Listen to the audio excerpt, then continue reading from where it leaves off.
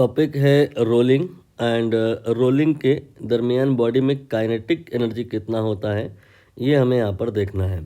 Based on that यहाँ पर एक क्वेश्चन भी है जो कि जेई मेंस में 2025 में जनवरी अटेम्प्ट में आया हुआ है। बात कर लेते हैं थ्योरी की। तो यहाँ पर एक हमें बॉडी कंसिडर करनी होगी और इस बॉडी को आप सपोज़ करिए v की स्पीड से आगे को ले जा रहे हैं।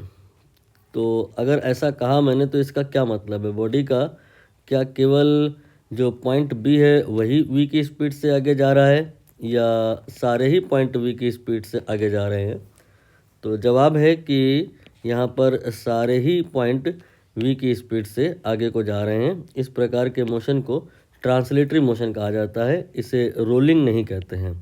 रोलिंग क्या होता है, तो इसके लिए अब आपको रोटेटरी मोशन भी समझना होगा। सपोज़ करिए बॉडी को आप कहीं ले तो नहीं जा रहे हैं लेकिन फिर भी बॉडी में मोशन हो रहा है। ये कौन से प्रकार का मोशन होता है?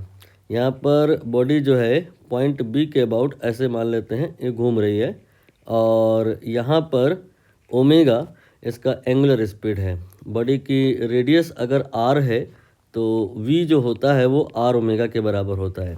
वी क्या है यहाँ पे? स्पीड। कौन से पॉइंट का? यहाँ पर कोई भी पॉइंट आप ले सकते हो, चाहे ए बात करें चाहे सी, लेकिन डायरेक्शन अलग अलग आएगी। जैसे कि अगर हम पॉइंट सी पर बात करें तो पॉइंट सी पर बॉडी का वेलोसिटी इधर को होगा और पॉइंट ए पर बात करें तो बॉडी का वेलोसिटी इधर को होगा। मैग्नीट्यूड वाइज तो हर जगह आर ओमेगा ही होगा, यहाँ पे भी आर ओमेगा होगा और यहाँ पे भी आर ओमेगा होगा। ठीक, ये जो मोशन आपने डिस्कस किया ये भी रोलिंग मोशन नहीं है, ये रोटेटरी मोशन है। रोलिंग मोशन में क्या होता है, दोनों मोशन इन्वॉल्व होते हैं, ट्रांसलेटरी मोशन भी होता है और रोटेटरी मोशन भी होता है। सपोज़ करिए एक जो बॉडी है वो आगे भी जा रही है और साथ साथ वो घूम भी रही है। तब तक आप दिमाग लगाइए ऐसा कहाँ होता है कि जहाँ बॉडी आगे भी जा रही हो और घूम भी रही हो। आपको याद आएगा बहुत सारी सिचुएशंस हैं। मोस्ट कॉमन सिचुएशन तो आपके साइकिल का जो पहिया होता है, साइकिल स्टैंड पर नहीं खड़ी है, साइकिल चलते हुए आगे जा रही है, तो वहाँ पे ऐसा ही होता है कि जो ये पहिया होता है ये आगे भी जा रहा होता है और पहिया घूम भी रहा होता है। तो यहाँ पर पॉइंट ए पर अगर हम बात करें तो यहाँ पर दो प्रकार की वेलोसिटी होंगी और दोनों जुड़ जाएंगी। पॉइंट बी पर बात करें फिर पॉइंट सी पर बात करें तो क्या अंतर आएगा? पॉइंट ए पर, बी पर, सी पर बिकॉज ऑफ दिस वी होगा क्या, हर जगह वी वेलोसिटी आ जाएगी, हर जगह वी वेलोसिटी आ जाएगी।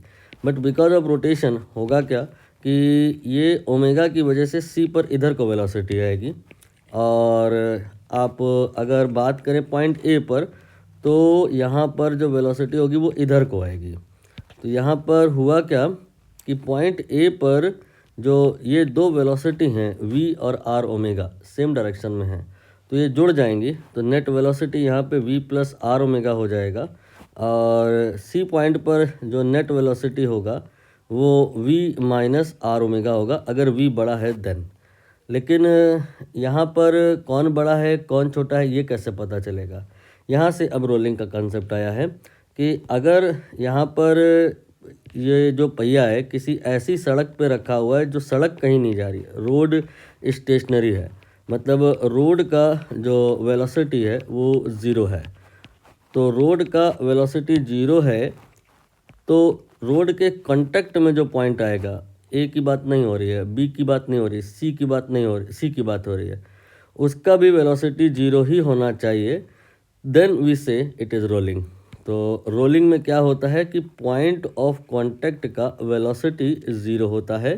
मेन कहानी ये है कि यहाँ पर जो ये पॉइंट सी है जो कि बॉडी में है और पॉइंट डी जो कि सड़क पर है, इनके बीच में कोई रिलेटिव मोशन नहीं होना चाहिए। मतलब अगर डी पॉइंट का वेलोसिटी ज़ीरो है तो सी पॉइंट का वेलोसिटी ये भी ज़ीरो होना चाहिए। तो if there is no relative motion between the points of contact then we say it is rolling.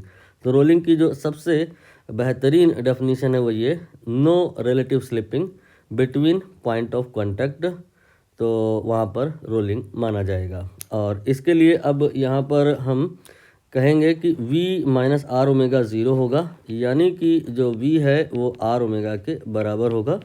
और अगर हम आर ओमेगा की जगह वी रख दें तो इस पॉइंट का वेलोसिटी 2v हो गया। मतलब ऐसा कहा जा सकता है कि पॉइंट ए का वेलोसिटी ये 2v होगा, पॉइंट बी का वेलोसिटी v होगा और पॉइंट सी का वेलोसिटी 0 होगा।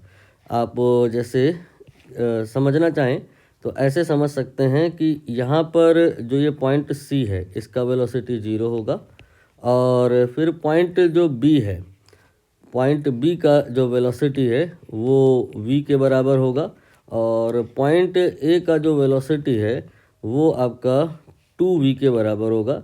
तो आप देख रहे होंगे इक्वल इक्वल वेलोसिटी इंक्रीज हो रही है विद डिस्टेंस। यहाँ से यहाँ आपका डिस्टेंस जो चेंज हुआ है वो r के बराबर, तो स्पीड ये भी v के बराबर चेंज हुआ है और अगर डिस्टेंस r के बराबर चेंज कराई आपने तो स्पीड और v के बराबर चेंज हो गई।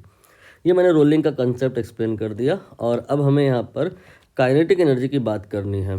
तो काइनेटिक एनर्जी अगर ये वाली कहानी होती तो हाफ mv² होता और अगर ये वाली कहानी होती तो काइनेटिक एनर्जी हाफ I⍵² होता।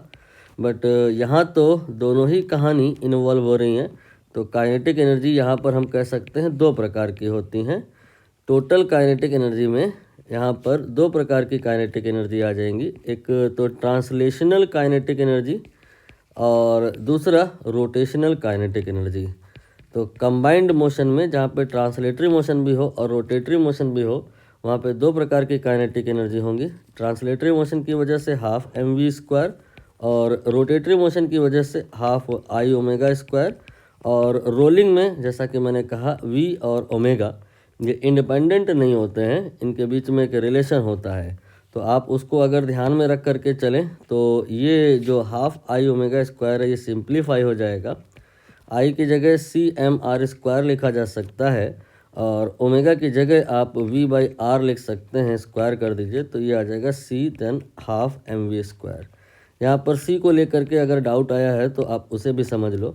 दरअसल है क्या कि किसी भी बॉडी का मोमेंट ऑफ इनर्शिया आप चेकआउट करिए उसमें mr² जरूर आएगा। जैसे कि सॉलिड स्फीयर का बात करें तो 2/5 mr² है ना, और अगर हॉलो स्फीयर की बात करें तो उसमें भी mr² आएगा, बस बिगिनिंग का जो फैक्टर है वो चेंज हो जाएगा।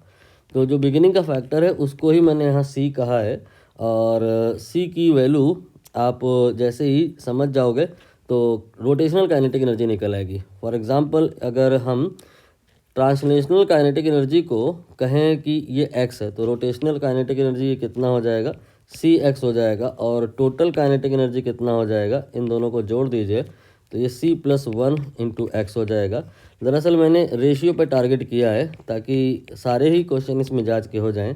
रेशियो यहाँ पर अगर kinetic energy, translational kinetic energy की बात करें, रोटेशनल काइनेटिक एनर्जी की बात करें, टोटल काइनेटिक एनर्जी की बात करें तो इसे आप 1 लिखोगे, तो इसे आप c लिखोगे तो इसे c+1 लिखोगे। और c क्या है ये मैंने आपको बता दिया, it is a factor in beginning जो आता है in writing moment of inertia of any object like this one.